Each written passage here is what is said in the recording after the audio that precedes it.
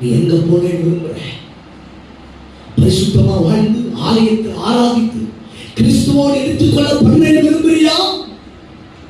இல்லை நரகத்திலே போய் அக்கினியும் கந்தலும் அழிந்து கொண்டிருக்கிற வேளாமல் இருக்கிற அந்த நரகத்தில் சிக்கி தவிக்க விரும்புறியா?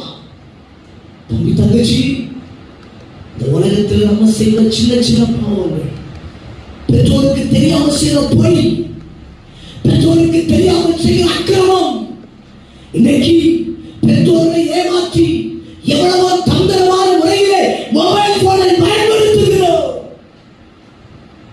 ஏசப்பா, இன்னைக்கு உள்ள மாற்றம்.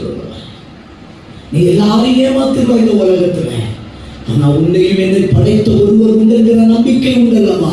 நீ எந்த தெய்வத்தை வழிபட்டாலும் அந்த தெய்வம் உன்னை படைத்தது என்று நினைக்கிறாய் அல்லவா? அப்படி என்றால் உனக்கு இரண்டு வாழ்க்கை உண்டு. ஒன்று நித்தியம், இனி ஒன்று நரகம். நீ நித்தியத்திற்கு வர